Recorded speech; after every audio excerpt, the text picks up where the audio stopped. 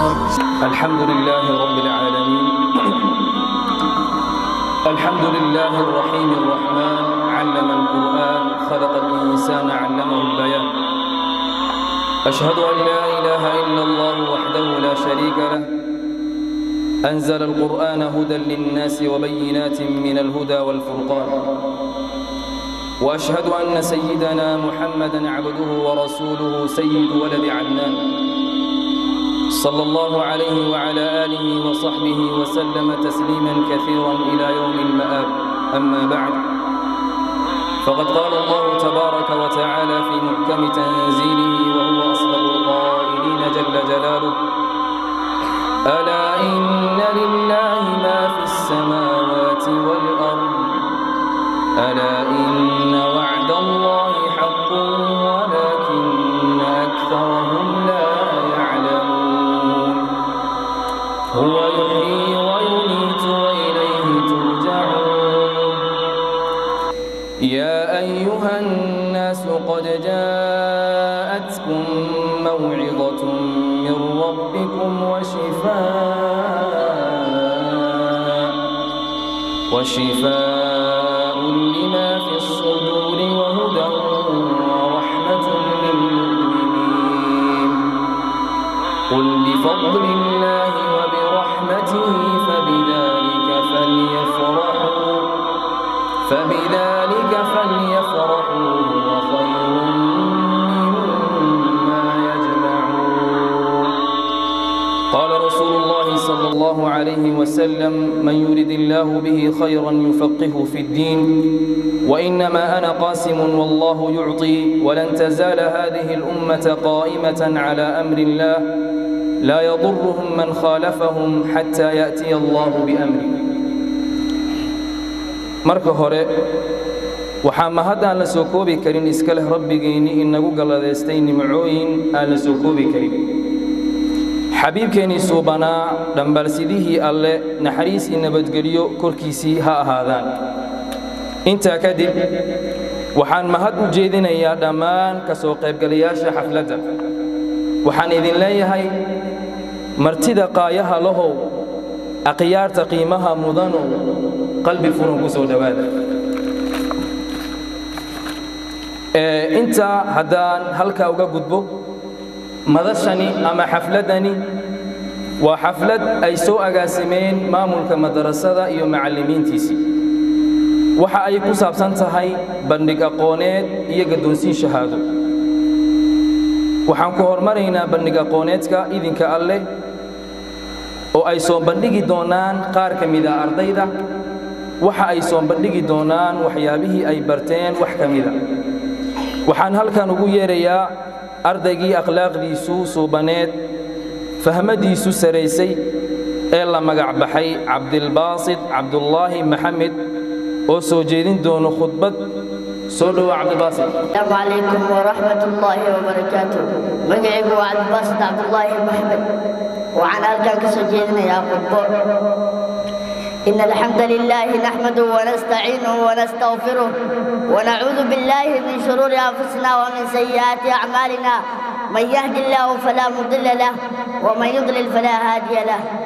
وأشهد أن لا إله إلا الله وحده لا شريك له، وأشهد أن محمدًا عبده ورسوله صلى الله عليه وسلم وعلى آله وصحبه أجمعين وعلى من تبعهم بإحسان إلى يوم الدين.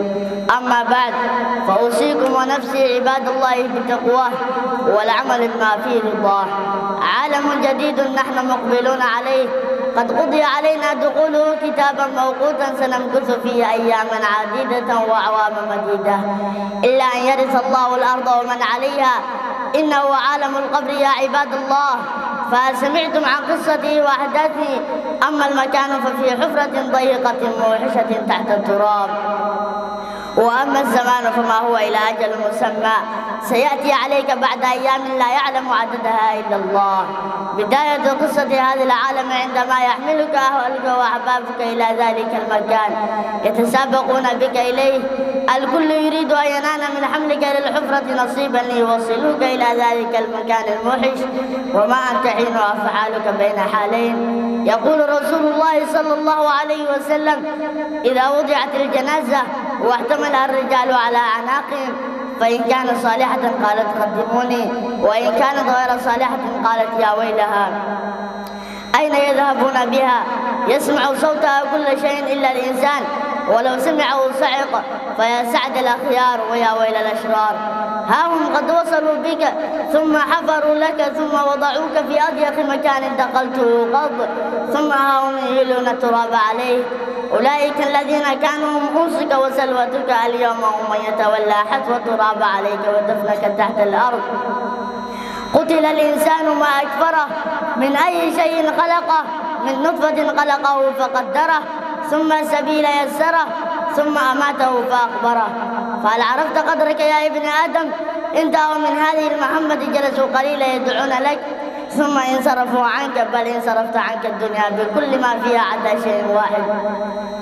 قال رسول الله صلى الله عليه وسلم: يتبع الميت ثلاثة فيرجع اثنان ويبقى معه واحد، يتبعه أهله وماله ويرجع أهله وماله ويبقى عمله، ويتركونك وحدك في هذا العالم لا أنس منهم ولا جليس، وتبدأ أنت رحلتك الخاصة في ذلك العالم.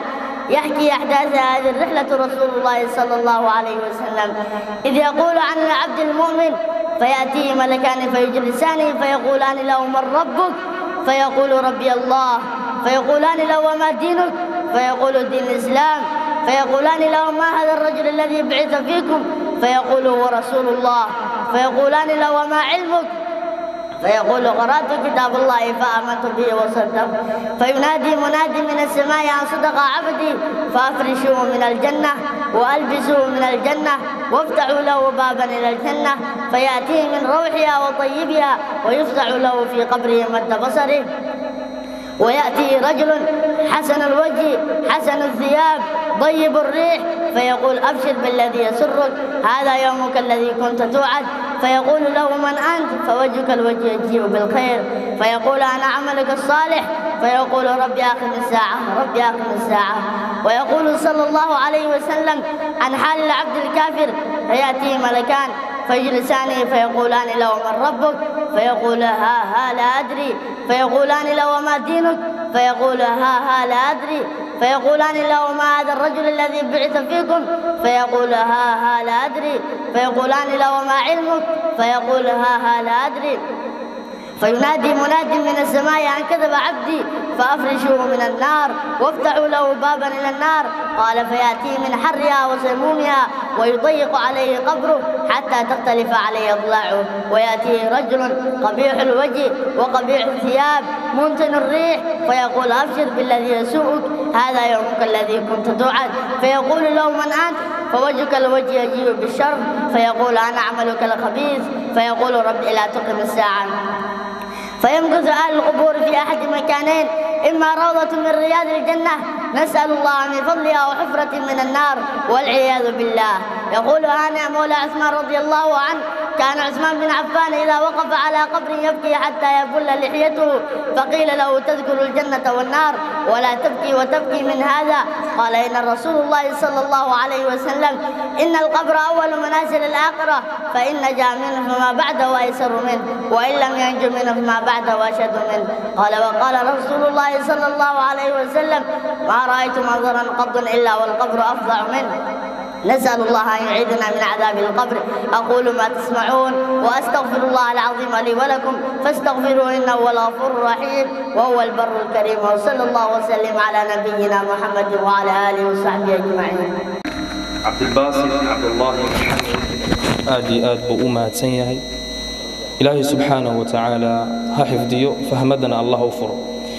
sidoo kale insha Allah ta'ala waxaan halkan ugu yeerayaa Maxamed Abdul Fatah Mahmoud oo noo akhrin doono Quraanka Kariimka. Soo dhaw Maxamed.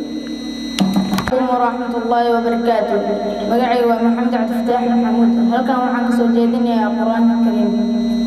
A'uudhu billahi minash shaytaanir rajiim.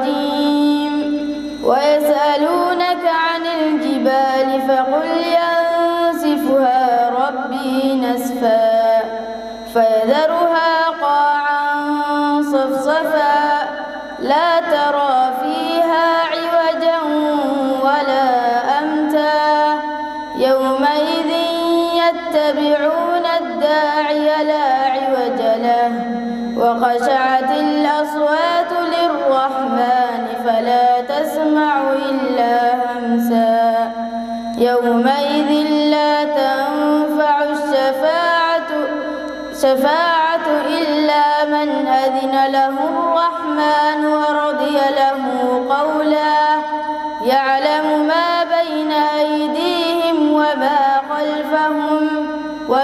خلفهم ولا يحيطون به علما وعنت الوجوه للحي القيوم وقد خاب من حمل ظلما ومن يعمل من الصالحات وهو مؤمن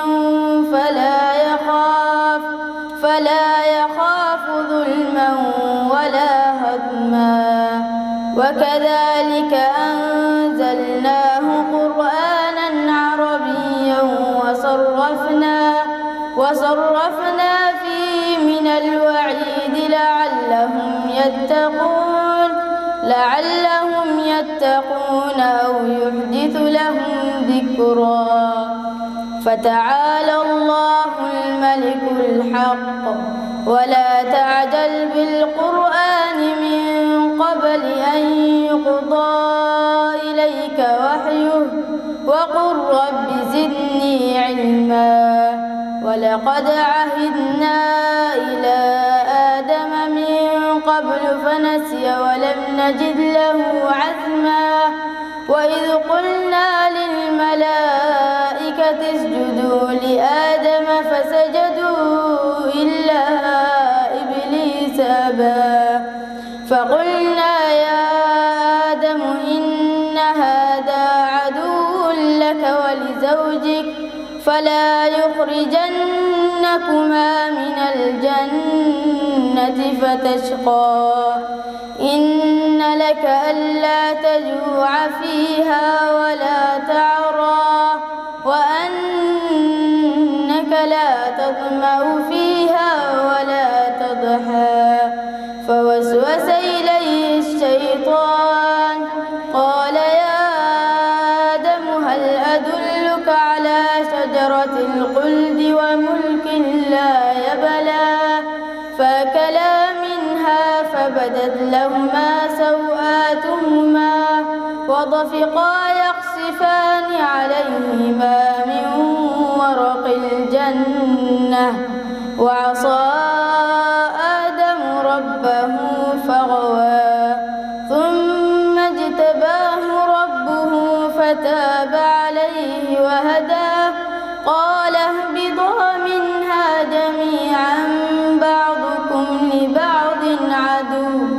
فإما يأتينكم مني هدى فمن اتبع هداي فلا يضل ولا يشقى ومن أعرض عن ذكري فإن له معيشة ضنكا ونحشره يوم القيامة أعمى قال رب لم حشرتني أعمى وقد كنت بصيرا صدق الله العظيم. ilaahay subxaanahu wa tacaala ha u ziyaadiyo sidoo kale waxaan halkan ugu yeerayaa bakar jaylaani cusmaan asaguna noo akhrin doono quraanka kariimka soo dhawo bakar alaykum wa rahmatullahi wa barakatuh halkan waxaan soo jeedinayaa quraanka kariimka a'uudhu billahi minash shaytaanir rajiim minal mu'miniina rijaalun صدقوا ما عاهدوا الله عليه فمنهم من قضى نحبه ومنهم من ينتظر وما بدلوا تبديلا ليجزي الله الصادقين بصدقهم ويعذب المنافقين إن شاء أو يتوب عليهم إن الله كان غفورا رحيما ورد الله الذين كفروا بغيظهم لم ينالوا خيرا وكفى الله المؤمنين القتال وكان الله قويا عزيزا وأنزل الذين ظاهروهم من أهل الكتاب من صياصيهم وقذف في قلوبهم الرعب فريقا تقتلون وتأسرون فريقا وأورثكم أرضهم وديارهم وأموالهم وأرضا لم تضعوها وكان الله على كل شيء قديرا يا أيها النبي قل لأزواجك إن كنتن تردن الحياة الدنيا وزينتها فتعالين أمتعكن وأسرحكن سراحا جميلا وإن كنتن تردن الله ورسوله والدار الآخرة فإن الله أعد للمحسنات منكن أجرا عظيما يا نساء النبي من يأت منكن بفاحشة مبينة يضاعف لها العذاب ضعفين وكان ذلك على الله يسيرا صدق الله العظيم. هاي بكر جيلاني إلهي سبحانه وتعالى وزياديو sidoo kale waxaan halkan ugu yeerayaa Ilyas Maxamed Abshir sidoo kale asagana wuxuu noo aqrin doonaa Quraanka Kariimka soo dhaw Ilyas warahmatullahi wabarakatuh magacaygu waa Ilyas Maxamed Abshir halkan waxaan ku soo jeedinayaa Quraanka Kariimka أعوذ بالله من الشيطان الرجيم وأن لا تعلوا على الله إني آتيكم بسلطان مبين وإني عذت بربي وربكم أن ترجمون وإن لم تؤمنوا لي فاعتزلون فدعا ربه أن هؤلاء قوم مجرمون فأسر بعبادي ليلا إنكم متبعون واترك البحر رهوا إنهم جند مغرقون كم تركوا من جنات وعيون وزروع ومقام كريم ونعمة كانوا فيها فاكهين كذلك وأورثناها قوما آخرين فما بكت عليهم السماء والأرض وما كانوا منذرين ولقد نجينا بني إسرائيل من العذاب المهين من فرعون إنه كان عاليا من المسرفين ولقد اخترناهم على علم على العالمين وآتيناهم من الآيات ما فيه بلاء مبين إن هؤلاء ليقولون إن هي إلا موتتنا الأولى وما نحن بمنشرين فأتوا بآبائنا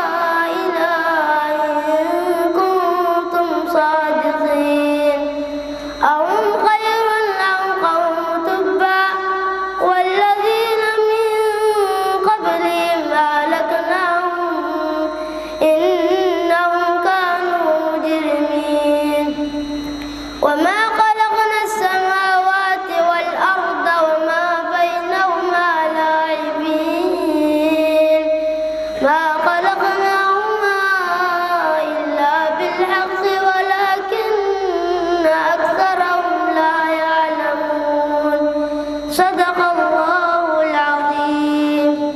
سيهي إلهي سبحانه وتعالى أوزيادي سيدو كله الكان وحان غيريا إسماعيل أبو بكر محمود ونو آخرين دونو أيضا القرآن الكريم سولو إسماعيل.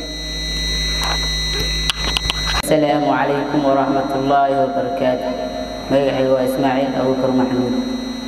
أعوذ بالله من الشيطان الرجيم. فحملته فانتبذت به مكانا قصيا فجاءها المخاض إلى جذع النخلة قالت يا ليتني مت قبل هذا وكنت نسيا منسيا فناداها من تحتها ألا تحزني قد جعل ربك تحتك سريا وهزي إليك بجذع النخلة تساقط عليك رطبا جنيا فكلي واشربي وقري عينا فإما ترين من البشر أحدا فقولي إني نذرت للرحمن صوما فلن أكلم اليوم إنسيا فأتت به قومها تحمله قالوا يا مريم لقد جئت شيئا فريا يا أخت هارون ما كان أبوك امرأ سوء وما كانت أمك بقيا فأشارت إليه قالوا كيف نكلم من كان في المهد صبيا قال إني عبد الله آتاني الكتاب وجعلني نبيا وجعلني مباركا أينما كنت وأوصاني بالصلاة والزكاة ما دمت حيا وبرا بوالدتي ولم يجعلني جبارا شقيا والسلام علي يوم ولدت ويوم أموت ويوم أبعث حيا ذلك عيسى بن مريم قول الحق الذي فيه يمترون ما كان لله أن يتخذ من ولد سبحانه إذا قضى أمرا فإنما يقول له كن فيكون وإن الله ربي وربكم فاعبدوه هذا صراط مستقيم فاختلف الأحزاب من بينهم فويل للذين كفروا من مشهد يوم عظيم أسمع بهم وأبصر يوم يأتوننا لكن الظالمون اليوم في ضلال مبين صدق الله العظيم. إسماعيل الله سبحانه وتعالى أوفر إن شاء الله تعالى سيدو كلا وحان هل كان ويريا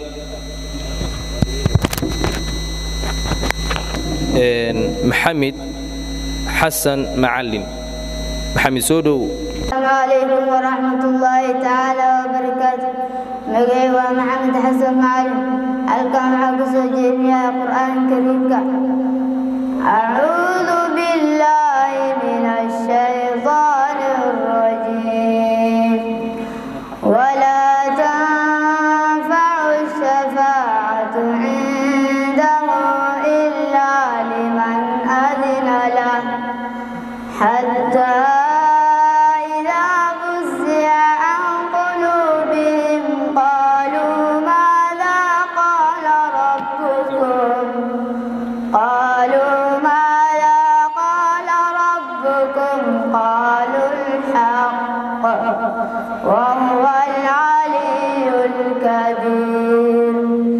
قل من يرزقكم من السماوات والأرض قل الله وإنا أو إياكم لعلى هدى أو في ضلال مبين قل لا تسألون عما أجرمنا ولا نسأل عما تعملون قل يجمع بيننا ربنا ثم يفتح بيننا بالحق وهو الفتاح العليم قل أروني الذين ألحقتم به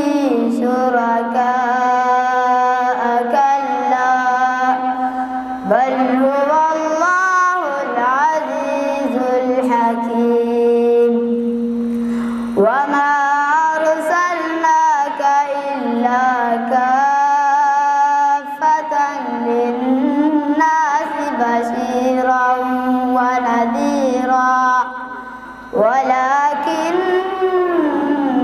أكثر الناس لا يعلمون ويقولون متى هذا الوعد إن كنتم صادقين قل لكم ميعاد يوم لا تستأخرون عنه ساعة ولا تستقدمون وقال الذين كفروا لن نؤمن بهذا القرآن ولا بالذي بين يديه ولو ترى إذ الظالمون موقوفون عند ربهم يرجع بعضهم إلى بعض القول يقول الذين استضعفوا للذين استكبروا لولا أنتم لكنا مؤمنين صدق الله العليم qur-aanka inoogu raaxaysay ilaahay subxaanahu wa tacaala ha u ziyaadiyo kuwii dadkoodii iyo diintoodii dalkoodii anfacana allah ka dhigo insha allahu tacaala haddana halkan waxaan ugu yeerayaa maxamed cabdullaahi iyo cabdilkaafi maxamed oo ay soo jeedin doonaan su'aal iyo jawaab ku saabsan siirada xabiibkeena maxamed sallallahu alayhi wasallam. عليكم ورحمة الله وبركاته مجاعب عبد الكاف محمد وعن هلكان كسو جيدنا نرش رسولكنا صلى الله عليه وسلم اذكر نسب نبينا محمد صلى الله عليه وسلم نبينا محمد بن عبد الله بن عبد المطلب بن هاشم بن عبد مناف بن حسين بن كلاب بن مرة بن كعب بن لؤي بن غالب بن فيل بن مالك بن نضر بن كنانة بن رزيمة بن ربي بن الياس بن بدر بن زاد بن مالك بن عدنان. اذكر نسب النبي صلى الله عليه وسلم من جهة أمه. أمه عقلة بن بن عبد مناف بن زور بن كلاب بن مرة بن كعب. اذكر عن شخصة والد النبي صلى الله عليه وسلم. والده صلى الله عليه وسلم عبد الله بن عبد المطلب وهو أحسن أولاد عبد المطلب وحبه إليه وأسلمه واتبعه. قال صلى الله عليه وسلم أنا ابن أمي يعني إسماعيل وأباه عبد الله. من هي أم والد النبي صلى الله عليه وسلم؟ فاطمة بنت عمر بن عائد بن عمران بن منصور. متى توفي والد النبي صلى الله عليه وسلم وماذا كان عمله وكم كان عمره عند وفاته؟ خرج والد النبي صلى الله عليه وسلم تاجرا فنزل في المدينة وهو مريض بضعف من المدينة وكان عمره 25 سنة وكانت وفاته قبل أن يولد رسول الله صلى الله عليه وسلم. ماذا ترك والد النبي صلى الله عليه وسلم من الأموال؟ ترك والد النبي صلى الله عليه وسلم 5 جمال وقطعة غنم وجارية حبشية اسمها بركة وقلت والله إني معجلة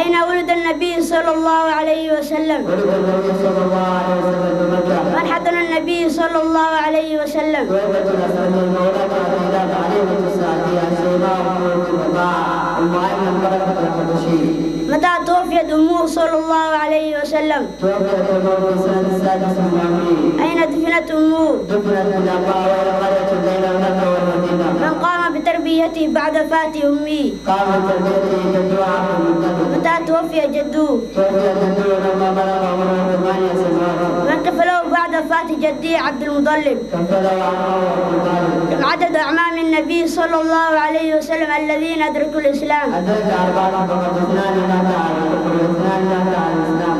أبو طالب أبو لهب مات على الكفر. حمزة وعباس أسلم وعصم إسلامهما. متى أسلم حمزة وعمر؟ أسلم في السنة السادسة من نبوته.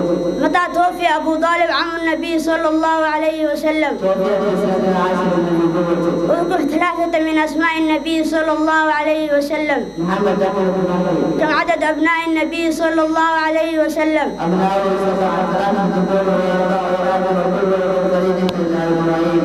وهو القاسم به النبي صلى الله عليه وسلم بالقاسم. وتوفي وابنه بمكة عبد الله ولقب بالله بالطيب. ولد بعد النبي وولد بمكة إبراهيم. وأبوه مالك الربي مكة وزبير وابنه بالمدينة.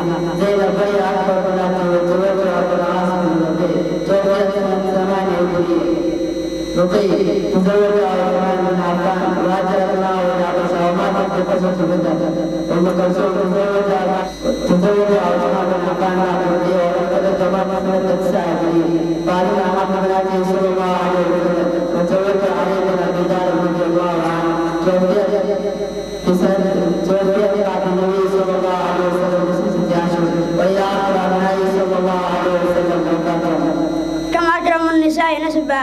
فاطمة بنت النبي صلى الله عليه وسلم فأبوها النبي سيد البشر أجمعين وأخوها خديجة سيد نساء العالمين وزوجها علي بن أبي طالب رضي الله عنه رابع خلفاء الراشدين وأبناء حسن وحسين سيدا شباب أهل الجنة. كم أولاد زينب بنت النبي صلى الله عليه وسلم؟ علي وربي وأبوهما أبو العاص بن ربيع. من هي البنت الوحيدة من بنات النبي صلى الله عليه وسلم التي لم تلد؟ أم كلثوم. بنتان من بنات النبي صلى الله عليه وسلم توفيتا في رمضان فمن هما؟ رقي وفاطمة رضي الله عنهما. متى ولد إبراهيم ابن النبي صلى الله عليه وسلم؟ ولدت في المدينة سنة 8 هجرية. كم عدد أزواج النبي صلى الله عليه وسلم؟ عدد من عقد علينا 13 زوجة ولدت في البيت إلى 11. ووفى خديجة بنت خويلد تزوجها أبو بكر 9 سنة توفاها 40 سنة. سودة بنت زمعة تزوجها سنة 11 بعد وفاة الرجال. عائشة بنت أبي بكر تزوجها سنة 11 من النبوة. حفصة بنت عمر بن الخطاب تزوجها سنة 3 من الهجرية. زينب بنت حسين وأم صافين تزوجها سنة 4 من الهجرية. أم سلمة بنت أبي أبي تزوجها سنة 4 من الهجرية. زينب بنت جحش تزوجها سنة 5 من الهجرية.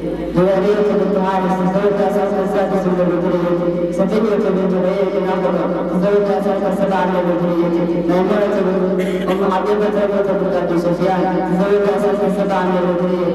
ميمونة بنت حارث تزوجها سنة 7 من الهجرية. من هي أحب نسائه صلى الله عليه وسلم؟ أحب نسائه صلى الله عليه وسلم عائشة بنت أبي بكر وهي أفضل نساء أمته ولم تزوج النبي صلى الله عليه وسلم بكرا غيرها. متى تزوج عائشة؟ تزوجها بعد ما تزوج سودة. من هي حكيمة أمهات المؤمنين؟ أم سلمة بنت أبي أبي. متى توفيت السيدة خديجة؟ توفيت في سنة 10 وعمرها 65 سنة. والسلام عليكم ورحمة الله تعالى وبركاته. labadaas arday aad iyo aad bay u mahadsan yihiin. sidoo kale insha Allah taala waxaan halkan ugu yeerayaa Yaxye Cabdiraxmaan Maxamed iyo Cabdiraxmaan Mahad Maxamed oo ay soo jeedin doonaan qayb ka mid ah siiradii rasuulka sallallahu alayhi wasallam. soo dhawaada. warahmatullahi wabarakatuh. halkan waxaa ka soo jeedinaynaa aniga walaalkayga Cabdiraxmaan Mahad Maxamed nolosha rasuulkeena sallallahu alayhi wasallam. mata bu'itha an-nabiy sallallahu alayhi wasallam. بعث النبي صلى الله عليه وسلم لما بلغ 40 من عمره. كيف كان بدأ الوحي؟ كان بدأ الوحي بالرؤيا الصادقة. من نزل عليه بالوحي؟ نزل عليه الروح الأمين جبريل.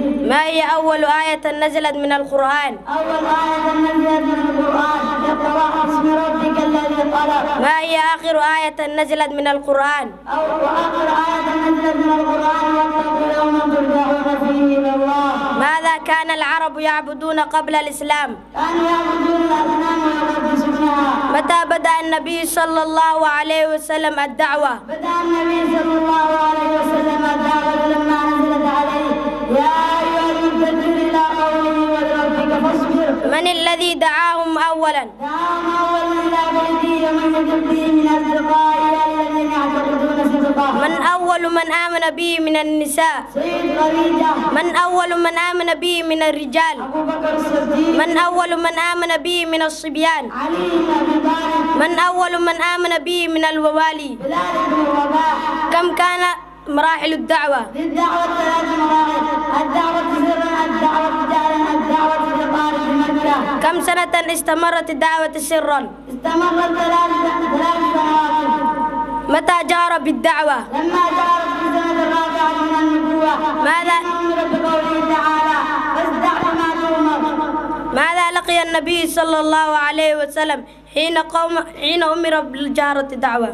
جارت الدعوة عرضه قومه وقالوا شاعر كذاب مجنون كاهن. ماذا كان أساليب قريش لرد دعوة النبي صلى الله عليه وسلم ومعارضته؟ لما رأت قريش أن محمدا رسول الله صلى الله عليه وسلم لا يصبر عن دعوته استخدموا أساليب منها الاستهزاء وقالوا يا أيها الذي نزل عليه الذكر إنك لمجنون وساءت الشبهات. وقال الذين كفروا إن هذا إلا إفك افتراه معرض القرآن. وقالوا أساطير الأولين اكتتبها التعريف. فهذا رسول الله صلى الله عليه وسلم وعذبوا المستضعفين كبلال وعمار وآل ياسر. متى أمر النبي صلى الله عليه وسلم أصحابه بالهجرة إلى الحبش؟ أمر النبي صلى الله عليه وسلم بأصحابه بالهجرة إلى الحبش حين رأى ما يلحق بأصحابه من الأذى وأنواع العذاب. كم عدد المهاجرين إلى الحبش؟ كانوا 10 رجال و5 نساء. كم سنة أقام النبي صلى الله عليه وسلم بمكة؟ أقام النبي صلى الله عليه وسلم بمكة 13 سنة. ماذا حدث في السنة الخامسة من مبعثه صلى الله عليه وسلم؟ هاجر جماعة من أصحاب الحبش منهم عثمان وزبير وعبد الرحمن وجعفر رضي الله عنهم ومن معهم بأصحابه فأقاموا بها 10 سنين. ماذا حدث في السنة السادسة من مبعثه صلى الله عليه وسلم؟ أسلم حمزة وعمر رضي الله عنهما بعد الإسلام بإسلامهما. ماذا حدث في السنة السابعة من مبعثه صلى الله عليه وسلم؟ تعالت قريش على خديعة بن هاشم بن المطلب إلا يسلموا إليه محمد رسول الله ويبرأوا منه يكتبوا بذلك بينهم صحيفة وعلقوها في الكعبة. ماذا حدث في السنة العاشر من مبعثه صلى الله عليه وسلم؟ مات أبو طالب ثم مات بعد قليل رضي الله عنهما ب3 أيام. ب3 أيام بعد رسول الله صلى الله عليه وسلم لموته موتا جديدا وسمي عام العسر ونالت قريش منه ما لم تكن تناله في حياة عمه أبي طالب. ماذا حدث في السنة 11 من مبعثه صلى الله عليه وسلم؟ اجتهد رسول الله صلى الله عليه وسلم بعرض نفسه على القبائل في موسم الحج فآمن به 6 من رؤساء الأنصار ورجعوا إلى المدينة فأخذوا فيها الإسلام. ماذا حدث في السنة 12 من مبعثه صلى الله عليه وسلم؟ وقعت من حادثة الإسراء والمعراج. والسلام عليكم ورحمة الله وبركاته. aad bay u mahadsan yihiin insha Allah ta'ala. sidoo kale halkaan waxaan ugu yeerayaa Farxaan Ali iyo Maxmuud Umar oo ay soo jeedin doonaan su'aal iyo jawaab ku saabsan adkaarta. halkan waxaan ka soo jeedinaynaa su'aal iyo jawaab ku saabsan kitaabka Hisnul Muslim. اذكر دعاء اللبس الصوب. الحمد لله الذي كفانا على الصبر ورزقني من غير حول مني ولا قوة. اذكر دعاء اللبس الصوب الدين. اللهم لك الحمد أنت كسوتني أسألك من خيره وخير ما صنع له وأعوذ بك من شره وشر ما صنع له. اذكر دعاء لمن لبس ثوبا جديدا. الله تعالى الدين وعيش منه ومسلمه. اذكر ما يقول إذا وقع الفرد. بسم الله. اذكر دعاء الدخول القلاء. بسم الله اللهم إني أعوذ بك الذكر الخفائي اذكر دعاء الخروج من الخلاء غفرانك اذكر الذكر قبل الوضوء بسم الله اذكر الذكر بعد الفراغ من الوضوء أشهد أن لا إله إلا الله وحده لا شريك له وأشهد أن محمدا عبده ورسوله اللهم اجعلني من التوابين واجعلني من المتطهرين أشهد أن لا إله إلا الله وحده لا شريك سبحانك اللهم وبحمدك أشهد أن لا إله إلا أنت أستغفرك وأتوب إليك اذكر الذكر عند الخروج من المنزل بسم الله توكلت على الله ولا حول ولا قوة إلا بالله اللهم إني أعوذ بك أن أضل أو أضل أو أزل أو أزل أو أظلم أو أظلم أو أجهل أو يجهل علي اذكر الذكر عند دخول المنزل بسم الله ولجنا بسم الله خرجنا وعلى الله ربنا توكلنا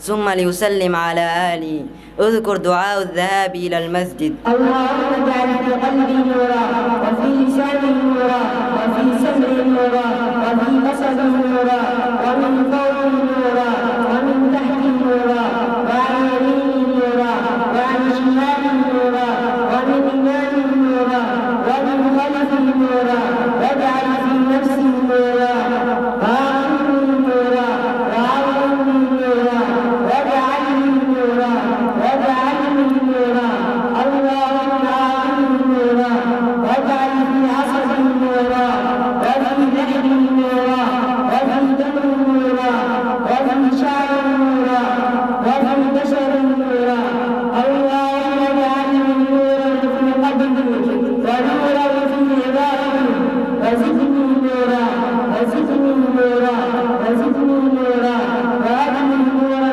على نور اذكر دعاء في المسجد أعوذ بالله العظيم وبوجهه الكريم وسلطانه القديم من الشيطان الرجيم بسم الله والصلاة والسلام على رسول الله اللهم افتح لي أبواب رحمتك اذكر دعاء الخروج من المسجد بسم الله والصلاة والسلام على رسول الله اللهم إني أسألك من فضلك اللهم اعصمني من الشيطان الرجيم السلام عليكم ورحمة الله وبركاته labadaasi arday aad iyo aad bay u mahadsan yihiin insha allahu tacaala sidoo kale halkan waxaan ugu yeerayaa axmed sayd abubakar iyo maxamed cabduqaadir axmed oo ay soo jeedin doonaan fi siraada adkaarta soo dhawaada السلام عليكم ورحمة الله وبركاته وعليكم السلام ورحمة الله وبركاته هل كان وعك سوجينا أني ولالكيغ أحمد سيد أبو بكر سؤالي جوابك صافا تفسير أذكارته أذكار الاستيقاظ من النوم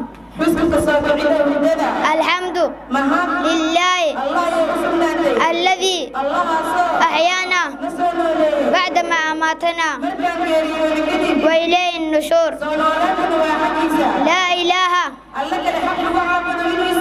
إلا الله وحده لا شريك له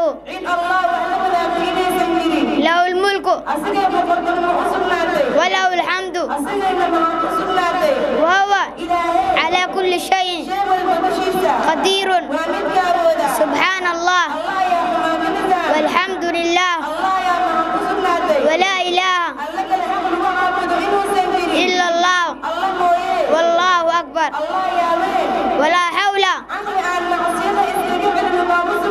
ولا قوة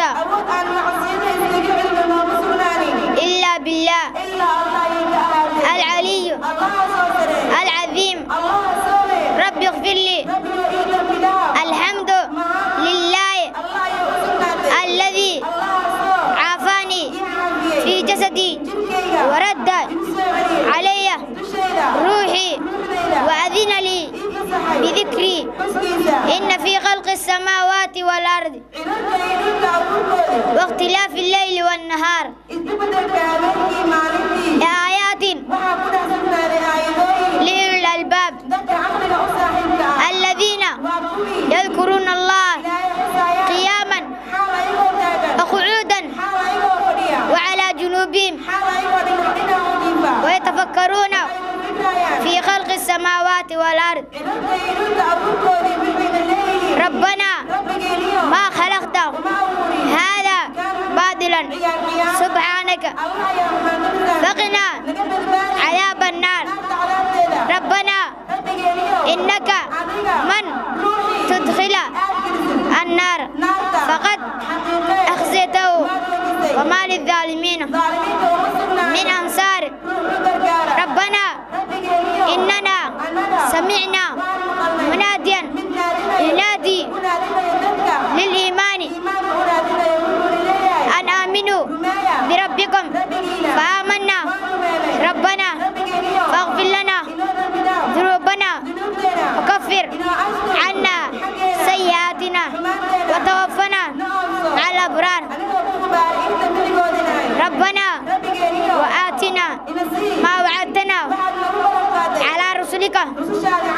ولا تخزنا يوم القيامة إنك لا تخلف الميعاد فاستجابوا لهم ربهم أني لا أضيع عمل عامل منكم من ذكر أو أنثى بعضكم من بعد فالذين هاجروا وأخرجوا من ديارهم وأوذوا في سبيلي وقاتلوا وقتلوا لو كفرن عنهم سيئاتهم ولو أدخلنهم جنات تجري من تحتها الأنهار ثوابا من عند الله والله عنده حسن الثواب لا يغرنك تقلب الذين كفروا في البلاد متاع قليل ثم مأواهم جهنم بئس المهاد لكن الذين اتقوا ربهم لهم جنات تجري من تحتها الأنهار خالدين فيها نزلا من عند الله وما عند الله خير للأبرار وإن من أهل الكتاب لمن يؤمن بالله وما أنزل إليكم وما أنزل إليهم خاشعين لله لا يشترون بآيات الله ثمنا قليلا أولئك لهم أجرهم عند ربهم إن الله سريع الحساب يا أيها الذين آمنوا اصبروا وصابروا ورابطوا واتقوا الله لعلكم تفلحون. والسلام عليكم ورحمة الله وبركاته. هذا توقعنا الميكروفون وحنكوري جنيا الشيخ بشير الشيخ إسحاق عمر فليتفضل مشكورا مأجورا. الرحمن الرحيم الحمد لله رب العالمين والصلاة والسلام على أشرف الأنبياء والمرسلين سيدنا ونبينا محمد وآله وأصحابه أجمعين. إلهي سبحانه وتعالى أيام هذا نسكله ولا ليال الله نقصه كل مية كرامين لكرامين أيو كتاب إلهي سبحانه وتعالى درتي سنقولني ومهد إلهي ويه نعمة إلهي وبحي نعمة وقوة ودين إلهي سبحانه وتعالى وحنوس ودجي شيء وقيمها بدن وقرآن كيس مركا كلامك إلهي برشديس برديس يكو عمل فالكيس وأهرين آدياد وين واللوغة باهي هاي أمضى إسلامك إني آدياد وينيان وتحقليان سادر أديدا أيادتك هوري أرنتاسي آد وينين جري قرآنك إلهي سبحانه وتعالى أي أكل مجرين ختن كيسيو مالك لا ختم أيو أما الله ضمين أيو قرآنك وأكل مجرين سلو دعيو دعاء سوى مقبول عند ختم القرآن قرآنك مركا لا ختم أيو أكتيس الدعاء والله أقبله مركا دعاء سوى أكل مجرين ما أنت عندك مركا تاو كلام أكل صنهاي ضد قرآن حفظي ضد كلام حفظي تبنجس حفظي حفلة دودين عن كلا قيب قالنا شرف وين أي نوتهاي والدكي كسو ددالي إيو معلنكي كود ددالي إيو أرضيكي ددالي إيو محسنين تقول حيسيب وين مهتسيهم علينا سادراد دولا ليال قرآن كهدي الله ربو إلا قفا إيدو أفر الريموت إلا هرأي مهمة بالي قرآن كسلو قفا إيدو oo ardayga quraanka bartay uga faa'iido afar arrimood ayaa muhiim ah inuu qofka helo koowa inuu helo baaliiri tahfiid alquraan quraanka inuu xafido tajwiidkiisana uu ku daro oo si fiican u akhriyo quraankii lafdigiisa makharijtiisa sifaadkiisa inuu ilaaliyo tan saddexaad tafsiirka quraanka inuu barto quraankii inuu barto oo macanihiisii waxa loola jeedo inuu barto ilaa hadduu quraanka macanihiisa aqoonin dameer malab sida ayuu noqonayaa wax weyn buu xambaarsan yahay ismana oga qofkaas inuu xambaarsan yahay macaani alquraan tan saddexaad oo looga baahan yahay waa inuu tadbiiqiya amal fal inuu ku amal falo tan ugu dambaysaa waa qofka inuu dadka sii baro sii gudbiyo marka waxay yiraahdaan tahfiid wa tajwiid wada socda tafsiir iyo tadbiiq iyo tabliiq inuu gudbiyo wixii uu bartay ardayda kale asagana sii bar marka ayuu faa'iidadii dhameystiran helaya tan kale aan waalidiinta ku boorinayna waxa weeyaan arday badan baa quraanka inoo dhameysay sanad walba qaar baa quraanka inoo dhameynaya laakiin dib dambe looma arko ardaygii quraanka dhameeyay oo xafiday aaway manfaacadiisii manfaacadii waxba kala dhiman ila macaanidii muusan baranin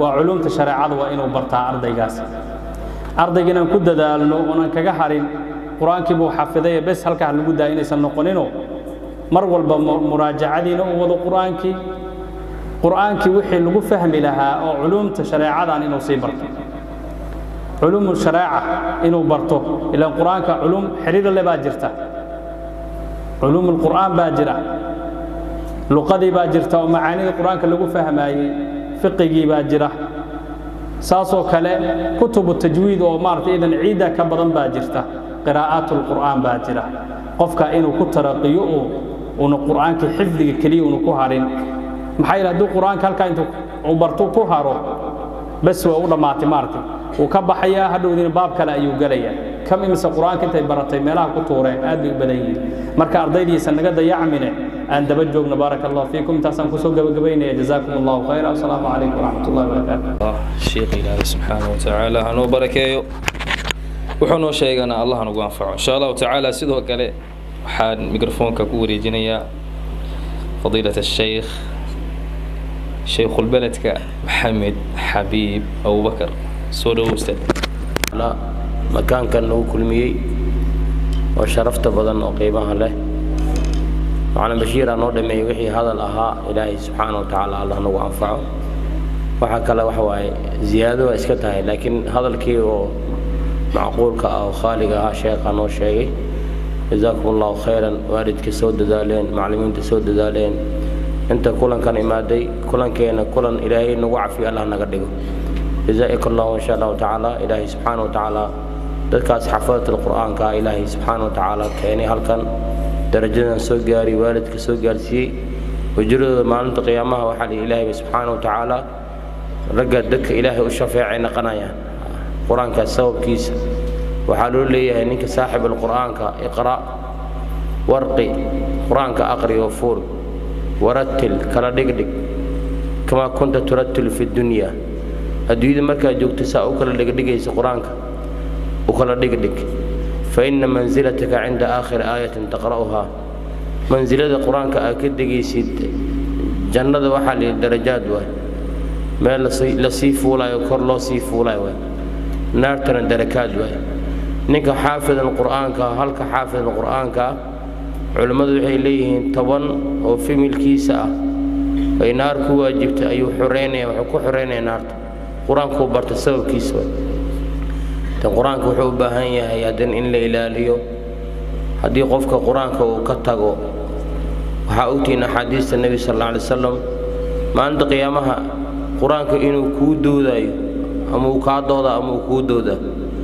شفاعتنا وحكوليه النبي صلى الله عليه وسلم قف قرآن كل جن إرجاد النبي كمهله أما شفاعة النبي كمهله قرآن كسينا كل جنانه نبي كآد وجودك صلى الله عليه وسلم قف كإنه قرآن كضيعه لأن السيد عقو الشيخ صلى الله عليه وسلم سيدا جيل الدبران دبرك لقد بعيه سوء فقته جيل مركو عسبية هاي سوء فقته كدرنا يوفقتها أما سيد شمبرته مركز وعلى سوق اليوم ماشي لو سو حرينا هذه اللي سو قبته عيالك سو قبته وحج عشاء إني فقط قرآن كان آد وفقنا إن إلى لنا أن كبر ركسنانه هبينكنا قيام الليل كقرآن كانوا أقرنه والدك وحان لنا علمها كبر هايا قرآن كود هدي قريها جوغان quraanka ugu hayo maanta ilmaha waxa lagu mashquuliyay mobilka lagu mashquuliyay quraankii wuxuu ku iloway mobilkii wuxuu ku iloway baabajay ayuu ku mashquulsan yahay game ku mashquulsan yahay awqaadiisa dhan waxa qaadatay qiila wa qaala waxaana faa'iido ku jirin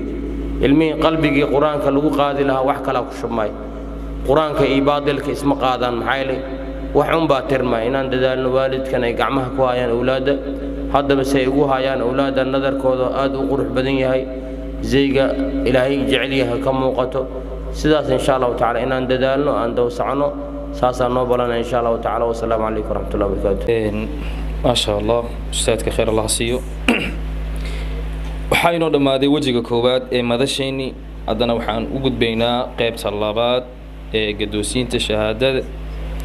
ee gadoosiinta shahaadooyinka iyo abaalmarinta waxaan insha Allah ta'ala mikrofoonka ku wareejinaya ustaad Cabdilfataax Maxamuud Xaashi soo dhow ustaad alxamdulillah wasalaatu wasalaamu ala nabiyina Muhammad sallallahu alayhi wasallam أورين وحام هذا السكال الله هل كان وصل كلمية سيدو كله وحا سلام يا رمان كسر قرياشة والدينها المرت الشرفتا علماء دينك معلمينها هي قبياشة حفلة آتك أقرح البدن لو قبت بيت كم إذا بيتك الله هي كاميرمانية كل دمان وحدك السلام يا سلام تلقي ما هي قاية ونكسن السلام عليكم ورحمة الله وبركاته وحي وانا إن شاء الله وحن أردم يا محمدي وحن جود قلينا أرددي كسوة ترتنتي صدر فجوس قرآن الكريم كأ وحن قدوسين دونا شهادوين هدية هدو الله يدمو waxaan ku hormar doonaa kaalinta koowaad Cabdibaasid Cabdullaahi Maxamed oo galay kaalinta koowaad ee ku tartamay 30 juz waxaan leenahay soo istaag لأجاريهم قلدت ظاهر ما فيه mahad Maxamed فبدوت شخصا آخر كي أتفاخر juz hadeertan waxaan gali doonaa ardada ku tartamay 15 juz waxaana ugu horeeyay ardayga kaalinta koowaad galay waa Ismaaciil Abubakar Maxamuud وظننت أنا أني وقدرتنا 15 جزء ومحمد عبد الفتاح محمد بذلك حزت غنى فوجدت أني خاسر فتلك مظاهر صدق 15 جزء hadeertan waxaan gali doonaa ardada ku tartamay 10 juz كارنت كواد وحاو قال الشافعي عبدي مرسل شكرا يا ربي شكرا أرضا كارنتا كتب تمن جوجك جنات يوبديهن قبل إن شاء الله وحان هل كان كوعي دونا قبل كواد كارنت كواد كشيء وحبيبة علي عبدي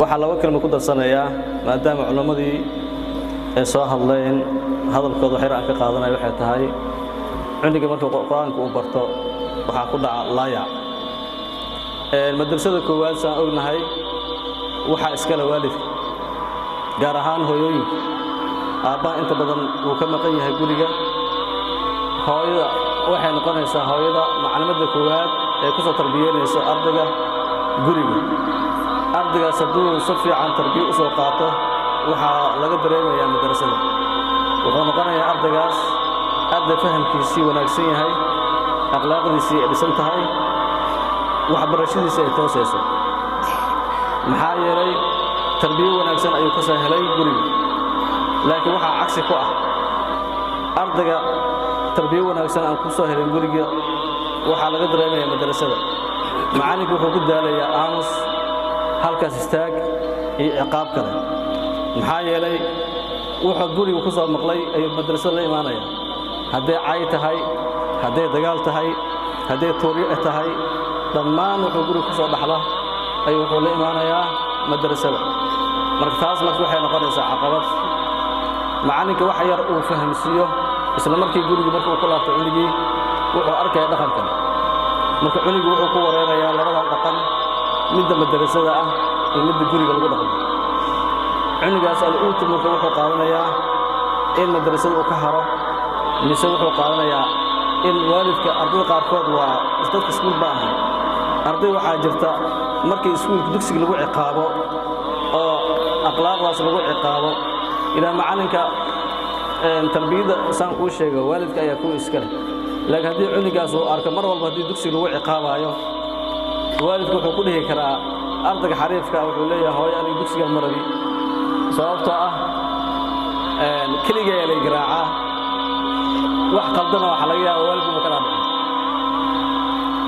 waalidka markaas markay xanuunsato waxay leedahay cunugayga dugsiga waa ka saarnaya meel kale ayaa isageysanaya midna waxaa jira iska aamusan oo markii dugsiga lagu ciqaabo xaafadiina sheeko kale ka socoto marka ardayga wuxuu leeyahay mar walba dugsiga haddii lagu ciqaabayo waa inaad ka dhuumatid macalinka haddii waalidku wacan yidhaahdo wiilkaaga maanta uusan imaan dugsiga waalidkana uu garaaco ul ku soo garaaco dugsiga uu keeno haddana dugsigii marka la keeno cunugiina foodo uu ku wada garaaco cunug marka wuxuu noqonayaa laba meel in laga garaacayo wuxuu ciqaab ayuu dareemayaa dugsigii waa lagu garaacayaa gurigiina waa lagu garaacayaa ardaygaas marka waxaa u furmaya waddo kale in uu ka cararo gurigii oo balwad macnaha ardada hadda way badan yihiin dadka qaarkood ardaygaas ka dhuunta gurigii ama wax kale ku dhaqmo way badan yihiin marka waxaa wanaagsan waalidiinta in guryaha ardada lagu tarbiyeeyo maanta qof kasta uu jecel yahay geedka markuu talaalanayo